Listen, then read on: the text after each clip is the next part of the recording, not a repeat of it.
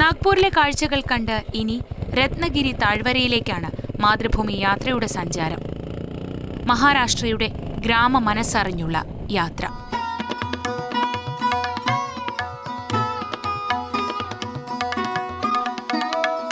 രത്നഗിരിയിലേക്കുള്ള വഴിയിലാണ് പരശുറാം മന്ദിർ. പരശുറാം എന്ന് തന്നെയാണ് ക്ഷേത്രം സ്ഥിതി ചെയ്യുന്ന ഗ്രാമത്തിന്റെയും പേര്. 1700-ൽ ശിഷ്യനായ സിദ്ധി റസൂൽ യാക്കുട്ട് ഖാന്റെ സഹായത്തോടെ സ്വാമി പരമഹംസ ബ്രഹ്മേന്ദ്രയാണ് ഇത് നിർമ്മിച്ചത്. ക്ഷേത്രത്തിന്റെ ദൈനംദിന ചെലവുകൾക്കായി 2 ഗ്രാമങ്ങൾ അദ്ദേഹം സ്വാമിക്ക് ഇനാമായി നൽകുകയായിരുന്നുവത്രേ. ഛത്രപതി സാഹു മഹാരാജ് സമീപത്തെ 5 ഗ്രാമങ്ങളും നൽകിയതായി പറയപ്പെടുന്നു. എണ്ണവിളക്കുകൾ തെളിയിക്കുന്നതിനായി നിർമ്മിച്ച ദീപമഹൽ ക്ഷേത്രത്തിന് സമീപത്ത് കാണാം. ചെങ്കല്ലിൽ കെട്ടി ഉയർത്തിയതാണ് ഈ സ്തൂപം. ക്ഷേത്രത്തിന്റെ 4 വശത്തും ഇവ സ്ഥാപിച്ചിട്ടുണ്ട്. ബാൻഗംഗ എന്നു പേരുള്ള ചെറുകുളവും ക്ഷേത്രത്തിന് സമീപത്തായുണ്ട്. ഇവിടെ ധാരാളം ആമകളെ വളർത്തുന്നു. ക്ഷേത്രത്തിലെ നിവേദ്യമാണ് ഈ ആമകളുടെ ഭക്ഷണം.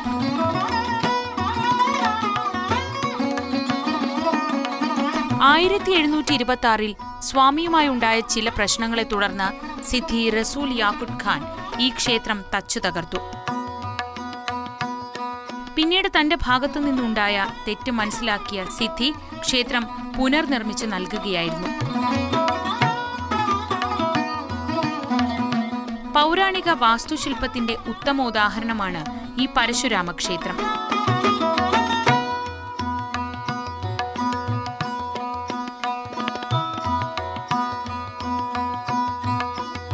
കൊങ്കൺ തീരത്തെ മനോഹരമായ മേഖലയാണ് രത്നഗിരി.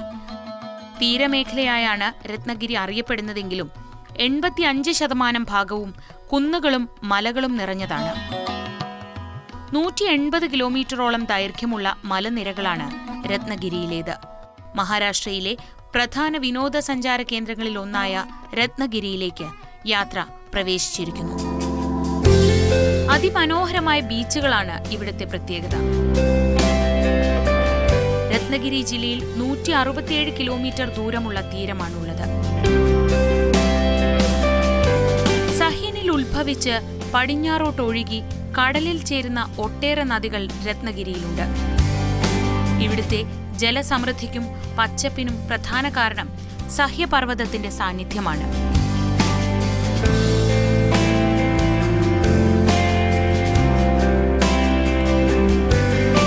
ഇന്ത്യൻ മാങ്ങയുടെ രാജാവായ അൽഫോൺസോ മാങ്ങയുടെ കേന്ദ്രവുമാണ് രത്നഗിരി ജില്ല. ജില്ലയിൽ 80,000-ഓളം ഹെക്ടർ സ്ഥലത്ത് അൽഫോൺസോ മാങ്ങ കൃഷി ചെയ്യുന്നതായാണ് കണക്ക്. ഇന്ത്യയിൽ പോർച്ചുഗീസ് കോളനി സ്ഥാപിക്കുന്നതിന് സഹായിച്ച പോർച്ചുഗീസ് ജനറലും മിലിറ്ററി എക്സ്പേർട്ടുമായിരുന്ന അൽഫോൺസോ ഡി ആൽബുക്കർക്കിന്റെ പേരാണ് ഈ മാങ്ങകളുടേത്. ഇന്ത്യയിൽ ഉൽപ്പാദിപ്പിക്കുന്ന മാങ്ങകളിൽ ഏറ്റവും വില കൂടിയ ഇനവും അൽഫോൺസോയാണ്.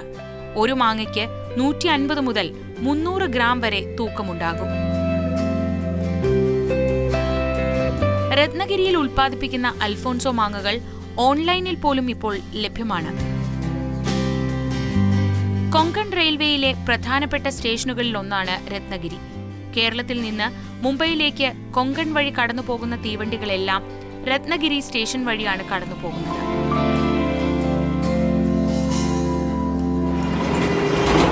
മഹാരാഷ്ട്രയുടെ പല ഭാഗങ്ങളിൽ നിന്നും രത്നഗിരിയിലേക്ക് ബസ് സർവീസുകൾ എത്തുന്നുണ്ട്. മഹാരാഷ്ട്ര സ്റ്റേറ്റ് റോഡ് ട്രാൻസ്പോർട്ട് കോർപ്പറേഷന്റെ ബസ്സുകളാണ് ഇവയിൽ ഏറെയും. സാധാരണക്കാരായ ജനങ്ങളാണ് രത്നഗിരിയിലും പരിസരങ്ങളിലും ഉള്ളത് എന്നതിനാൽ പൊതുഗതാഗത സംവിധാനത്തിന് ഇവിടെ പ്രാധാന്യം ഏറെയാണ്.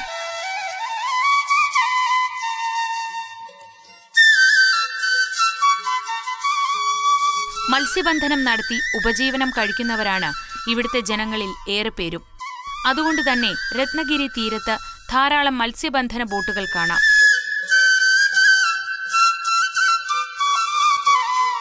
മത്സ്യബന്ധന ബോട്ടുകളുടെ നിർമ്മാണ കേന്ദ്രങ്ങളും ഇവിടെ നിരവധിയുണ്ട്.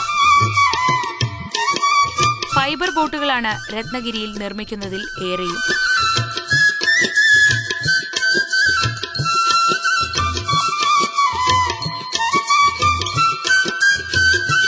അധികം തിരക്കില്ലാത്തതും എന്നാൽ കാണാൻ മനോഹരവുമാണ് രത്നഗിരിയിലെ ഹാർബർ. നദിയും കടലും കൂടിച്ചേരുന്ന പൊഴികളുടെ കാഴ്ചയും അതിമനോഹരമാണ്. ഇന്ത്യയിൽ അപൂർവമായ ക്ലിഫ് ബീച്ചുകളിലൊന്നാണ് രത്നഗിരിയിലേത്.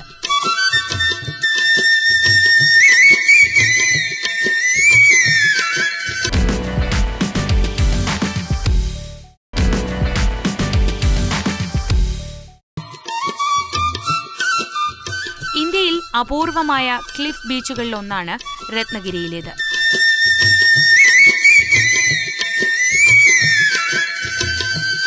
സിന്ധുസാഗർ എന്നുകൂടി പേരുള്ള അറബിക്കടലിലെ തിരമാലകൾ സദാസമയവും മൺതിട്ടകളെ പുണരാനായി ആർത്തലച്ചെത്തുന്നു.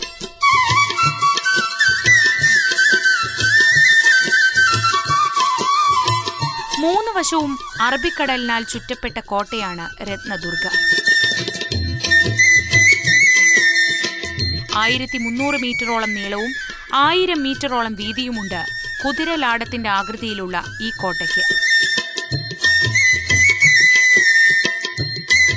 കുന്നിൻ മുകളിൽ 120 ഏക്കറോളം സ്ഥലത്തായാണ് കോട്ട പണിതുയർത്തിയിട്ടുള്ളത്.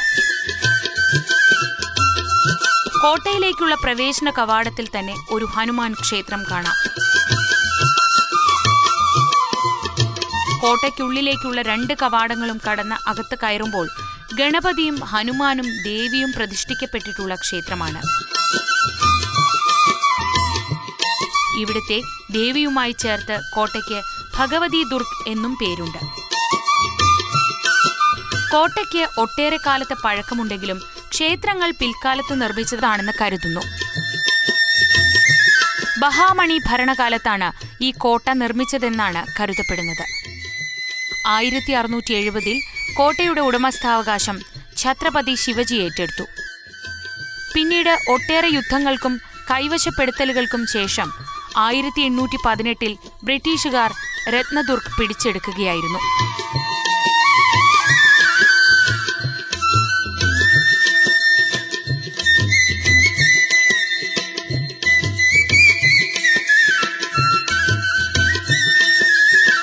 രത്നഗിരിയിലെ മനോഹരമായ ബീച്ചാണ് മുരുട്.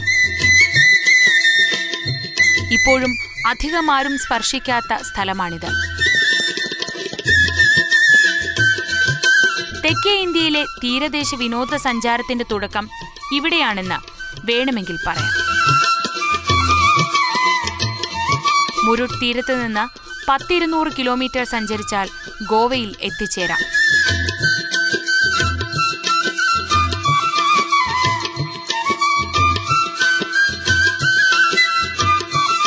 തെക്കൻ തീരമേഖലയുടെ സൗന്ദര്യം ഇവിടെ തുടങ്ങുന്നു. തിരക്കില്ലാത്ത ബീച്ചിൽ ധാരാളം പേർ കളിക്കുന്നു.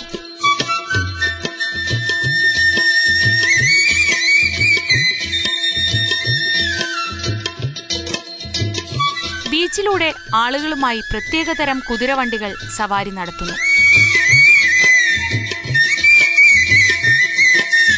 അതുപോലെ തന്നെ ഉല്ലസിക്കാൻ എത്തുന്നവർക്കായി ATVകളുമുണ്ട്. 150 രൂപയാണ് ഒരാൾക്ക് റൈഡിന് ഈടാക്കുന്നത്.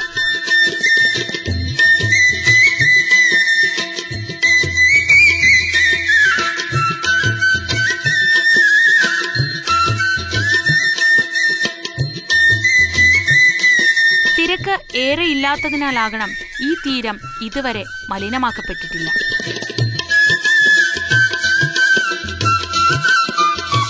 കൊങ്കൺ തീരത്ത് സൂര്യൻ അറബിക്കടലിലേക്ക് മറയുകയാണ്.